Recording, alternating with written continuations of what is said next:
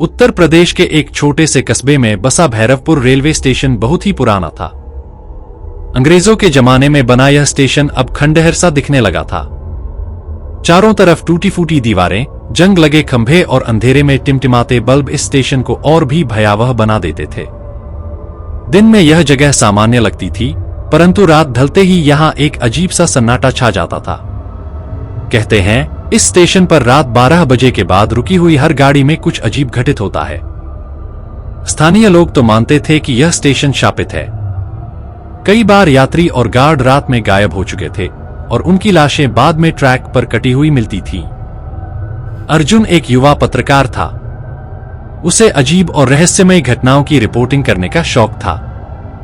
जब उसे भैरवपुर स्टेशन की कहानी सुनने को मिली तो उसने ठान लिया कि वह यहां जाकर सच्चाई जानकर ही लौटेगा। उस रात अर्जुन अकेले ही कैमरा और नोटबुक लेकर स्टेशन पहुंचा। घड़ी में 11:45 बज रहे थे। स्टेशन सुनसान पड़ा था। सिर्फ एक बूढ़ा चौकीदार, जिसका नाम रामखिलावन था, वहां बैठा हुक्का पी रहा था। अर्जुन ने उससे पूछा, बाबा, क्या यहां सचमुच भूत प्रेत आते हैं? रामखिलावन की आंखें लाल हो गईं। उसने धीमे स्वर में कहा, बेटा, जो दिखता है वो सब झूठ नहीं होता। आधी रात के बाद यहां कोई नहीं ठहरता। कई लोगों ने अपनी जान गंवाई है। तू शहर लौट जा। लेकिन अर्जुन नहीं माना। उसने तय किया कि वह यहीं आधी रात तक रुकेगा। ठीक 12 बजे प्लेटफॉर्म नंबर 2 पर अचानक सीटी की आवाज गूंजी। अर्जुन ने देखा एक पुरानी भाप वाली ट्रेन धीरे धीरे स्टेशन पर रुकी। यह देखकर वह चौंक गया, क्योंकि टाइम टेबल के मुताबिक उस वक्त कोई ट्रेन वहां रुकने वाली नहीं थी। ट्रेन के दरवाजे अपने आप खुल गए। डिब्बों के अंदर हल्की हल्की रोशनी जल रही थी। तभी अर्जुन ने देखा एक सफेद साड़ी पहने औरत धीरे धीरे उतर रही थी। उसके चेहरे पर गहरी उदासी और आंखों में अजीब सी चमक थी। उसके पैरों में चप्पल भी नहीं थी और उसकी चाल अजीब थी। वह महिला सीधे अर्जुन की ओर देख रही थी। तुम यहां क्यों रुके हो? उसने ठंडी आवाज में पूछा। अर्जुन डरते डरते बोला, मैं पत्रकार हूं। सच्चाई जानना चाहता हूं। महिला ने धीमे से मुस्कुराया, लेकिन उसकी मुस्कान खून जमा देने वाली थी। उसने कहा, सच्चाई चाहते हो तो मेरे साथ चलो, पर याद रखना, जो देखोगे उससे लौटना आसान नहीं होगा। महिला अर्जुन को उस ट्रेन की ओर ले गई। अर्जुन कांपते दिल से पीछे पीछे चला। जैसे ही वह डिब्बे में चढ़ा, उसका कैमरा अपने आप ऑन हो गया और रिकॉर्डिंग शुरू हो गई। डिब्बे के अंदर बैठी आकृतियां इंसान जैसी लग रही थीं, परंतु उनके चेहरे धुंधले और डरावने थे। किसी के चेहरे पर आंखें नहीं थीं, किसी की गर्दन आधी कटी हुई थी, किसी के कपड़े खून से सने हुए थे।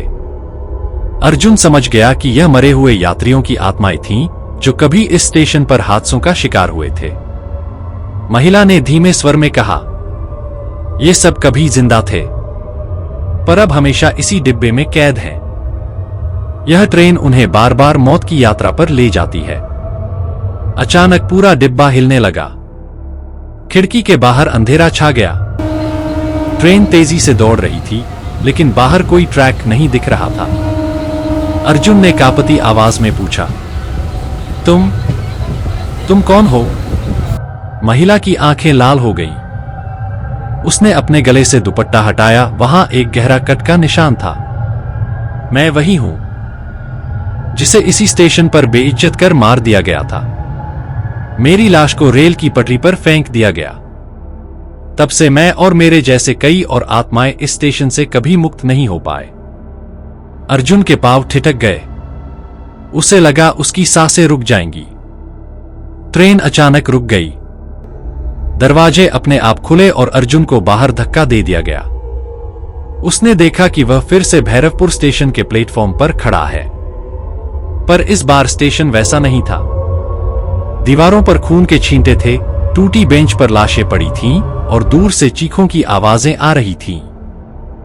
महिला की आवाज गूंजी, अब तू भी हमेशा के लिए यहां का हिस्सा बन जाएगा। अचानक अर्जुन के पीछे से किसी ने जोर से धक्का दिया। वह पटरी पर गिर पड़ा। तभी एक ट्रेन की सीटी बजी और तेज रोशनी उसकी आंखों में पड़ी। सुबह जब चौकीदार रामखिलावन ने आंखें खोलीं, तो उसने प्लेटफॉर्म पर अर्जुन का कैमरा और नोटबुक पड़ी देखी। कैमरे में रात भर की सारी रिकॉर्डिंग थी, लेकिन अर्जुन खुद कहीं नहीं था। लोग कहते हैं कि उसके बाद से भैरवपुर स्टेशन पर अक्सर एक नया चेहरा दिखता है, अर्जुन का चेहरा।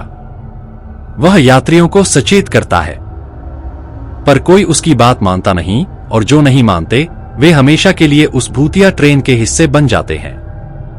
भैरवपुर स्टेशन आज भी रात 12 बजे के बाद वीरान रहता है। लोग कहते हैं अगर कभी वहां जाना तो प्लेटफॉर्म नंबर 2 पर मत रुकना, वरना अगली ट्रेन तुम्हें किसी और ही दुनिया में ले जाएगी।